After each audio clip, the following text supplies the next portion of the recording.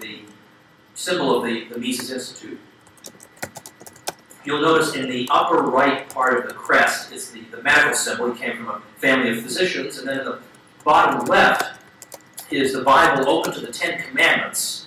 Mises seemed to be of the opinion that governments could stand to be reminded about the not stealing part, so that's staring at the face there.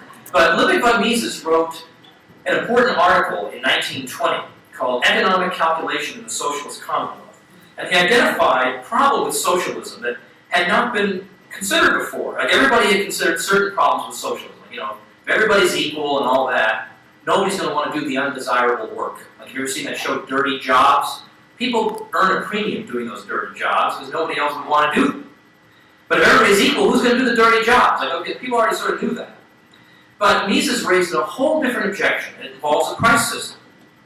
He says, let's suppose we have an economy in which there are no prices at all for what we call the factors of production. Factors of production would be the things that businesses use in order to produce things. So machinery, capital equipment, land, anything like this, raw materials, all the ingredients and machinery that goes into producing the stuff that you and I use. These are all factors of production. Suppose they had no prices. So there is no price of steel, there is no price for lumber, there's no price for rubber, no price for wood. There are no prices. You have to operate as a businessman in a world without prices for the factors that you have to buy to produce goods. Let's imagine you lived in that kind of society.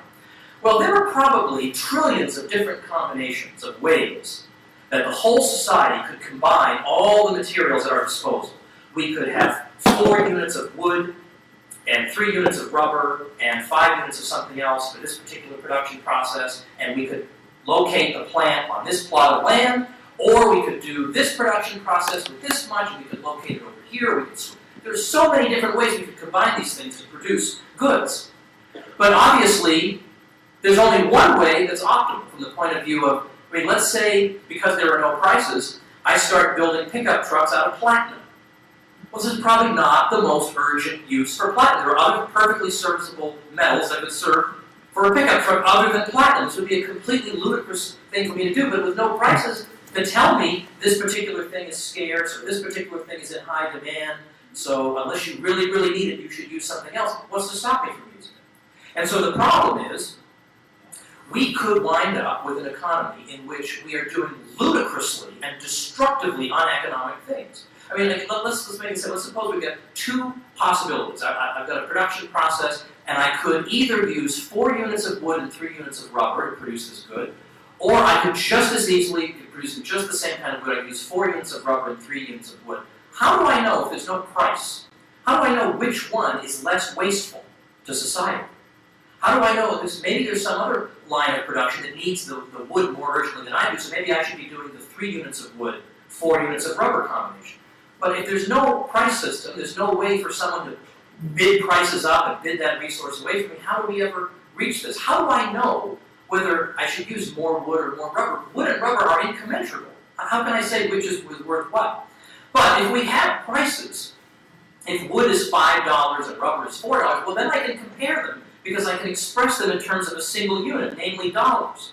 And so then, if there are prices for all these things, wood and steel and rubber and all that, then entrepreneurs can use the price system to determine what combination of all these myriad goods and all these different ways they can be put together best serves the consumers, in which there is the least waste, in which I'm not using urgently needed goods in one line of production that are really more urgently needed over there. The price system sorts it out so that the most urgent wants of the consumers are satisfied first. They can calculate profit and loss simply by taking, here's the dollars I spent on the factors of production, here's the dollars I earned from the sales revenues, and then I subtract one from the other and I decide, did I make a profit or did I make a loss? And if I make a profit, that means I'm putting resources to uses that society wants me to put them to. If I'm making losses, then society is saying those resources should have been used in some other line of production. And so this occurs every single day, thanks to the fact that we have a free price system that exists in the factors of production, that we can figure out what's the best combination of these resources through trial and error and through calculating profit and loss. But under socialism, strict socialism, which socialism being defined as a system in which the factors of production are all monopolistically owned by the government, Socialism can't calculate profit and loss because it has no prices for wood or lumber or steel or any of those things. It has no prices because there's no buying and selling going on. If the government owns all the wood and owns all the rubber and owns all the physical plant and owns all the machinery, these things are never bought and sold. They already own everything. There's no need to buy or sell anything. They own it all. The government owns it all. So it never gives rise to prices to assign to these goods. So the Socialist Planning Board, when it says, okay, here are the things we need to produce, and here's the combination of inputs we're going to use to produce them, is groping in the dark. It has no way of knowing if it's combining resources in a way that's sensible or in a way that is completely destructive of economic value. You can't calculate profit and loss because there is no number, no cardinal number that it can attach to the factors of production. And so Mises says, so therefore socialism can't calculate, it's impossible.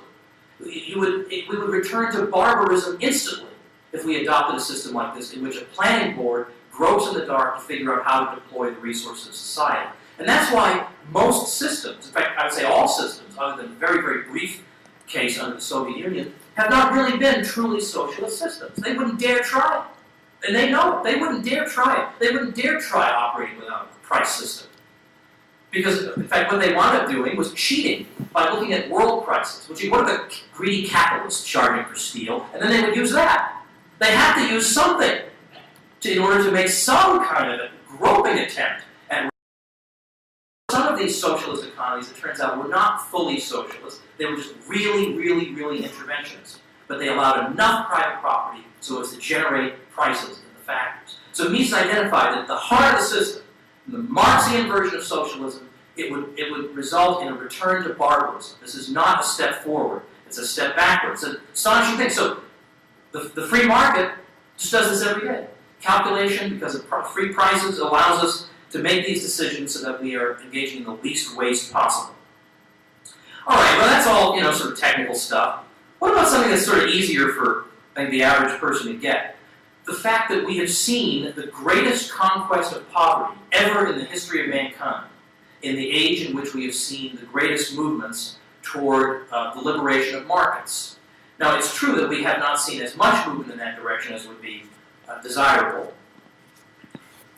but nevertheless, that has been the trend. Even in the Scandinavian welfare states that are so often cited, we've seen movements in this direction. So, for example, in 1820, some 85% of the world's population lived in what economists call absolute poverty. Now, by 1950, that figure had fallen to 50%, and by early 1980s, it was down to 1/3. Absolute poverty in the developing countries fell from 40 to 21%, and thus the global rate from 1/3 down to 18% between 1981 and 2001. Now, this has never happened in any two-decade period ever in the history of the world. That we've seen not only the percentage of people in poverty, but also the absolute number of people in poverty fall. This has never happened before. We've seen more progress against poverty in the last 50 years than in the previous 500. In 1960, the life expectancy of the poorer countries was only 60% of that of the richer countries. It's now 80%. Caloric intake in the third world has grown by 1/3 since the 1960s.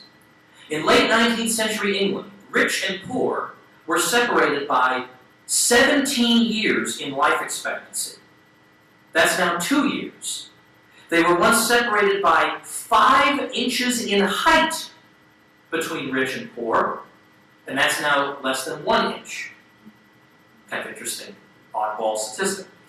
In the U.S., we've seen a poverty rate falling from, again, by today's standards, if you look in the early 20th century, everybody would be considered poor. Literally 95% of the population was considered, by 2010 standards, was considered to be poor. But by the end of the 20th century, that was down to 12 to 14%, and more or less holding steady. It had been continuing to fall, by the way, from 1950 to 1968 by about a percentage point per year, before there really was much in the way of anti-poverty programs. But about 1 percentage point per year we saw it fall. Then by 1968, which is when the real funding for the War on Poverty programs got started, that's when it starts to stagnate. And so by mid-1990s, poverty rate is still roughly the same as it was at the beginning of the war on poverty, and yet by the mid-1990s, about 4 times as much money was being spent on it per capita as had been spent in the past. So the market has this extraordinary way of dealing with poverty in ways that we've just never seen through any coercive means. The bottom quintile, so that is the bottom 20% of the population, saw its real incomes over the course of the 20th century increase by 1,900%. The rich did not see that much of an increase in their incomes. I mean, the rich already had some reasonable forms of transportation, and flush toilets and whatever. So, okay, now they've got 3 toilets or 10 toilets, but that's not as big of a difference as going from an outhouse to a toilet. That's the important thing. That's what most people endure. And it's true that, in 1940, a lot of rich people had cars, a lot of poor people didn't. But the key thing is that by later in the century, the rich people still have cars. They have fancier cars. They have cars with GPSs built in. But there's a big difference between getting from one place to another, walking around in your shoes, and driving around in a beat-up Chevy. That's a much bigger difference between a nice car and a super nice car. So it's actually the bottom groupings in society in terms of income that have seen the greatest advances. And then so on and on. Of course, now we are all of us, rich or poor, are able to have recourse to and acquire goods that people just couldn't possibly have imagined. I mean, things that the Habsburgs didn't even have on the eve of World War I are things that people now come to take for granted. Now, but maybe this is all just a coincidence. Maybe people just got rich because of some other factors, and it has nothing to do with the fact that the market system has been spread. So I want to introduce a thought experiment here to suggest that no, these things are indeed correlated. And the thought experiment is this: let's imagine we have an economy in which there's no machinery at all. Like all the machinery is sucked away by an alien force. And so we're left with just our bare hands, and we've got no communication devices, and we've got no transportation other than animal-powered transportation, let's say. So we're reverting to the most primitive economy imaginable. Let's suppose that happens overnight. We all immediately see that we would produce far, far less than we were producing before, when we had modern assembly line methods and machines that made our economy physically productive. We would all see that working with our bare hands, we produce a tiny pittance of what we've become accustomed to. So therefore, per capita, for each person in the society, every one of us is going to have to learn to make do with a whole lot less. Not simply in terms of the quantity of goods we're going to have to learn to live with, but also entire classes of goods will be entirely unavailable. I mean, try making a plasma TV with your bare hands from scratch. It's impossible. Try building a Chevy with your bare hands from scratch. Cannot be done. So what would we do? How would we want to get that economy out of its poverty? Would we want to look for all the rich people in that society and try to redistribute their extra money? Well, in that type of society, how much extra money could they have? How much extra resources could possibly be produced in such a primitive economy? So one of my friends puts it, let's suppose in a society like that 1 out of 1,000 people is a rich capitalist, and he eats twice as much food and has, let's say, 20 times as much furniture as a poor person. All right, so what if we then divide his excess food consumption and excess furniture consumption by 999 and redistribute that across the population? Is anyone even going to notice the difference? Oh, wow, I now have an extra 1/50th of a table leg that I didn't have before. Of course, we wouldn't even notice the difference. So what is the real way to get this economy out of that situation? And this is a situation, by the way, they're not in because wicked exploiters are refusing to pay high wages. That the economy can't produce enough stuff. It doesn't matter how many physical dollars you have. If you go to the store, there's nothing on the shelf, it doesn't matter.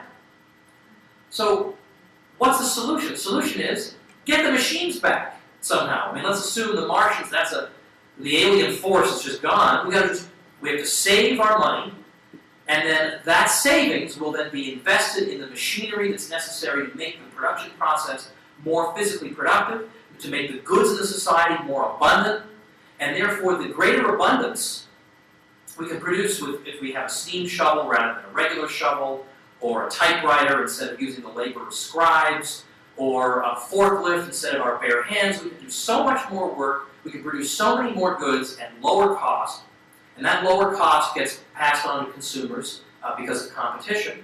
And so the result is that our incomes can purchase us more and more goods over time because they're becoming more abundant.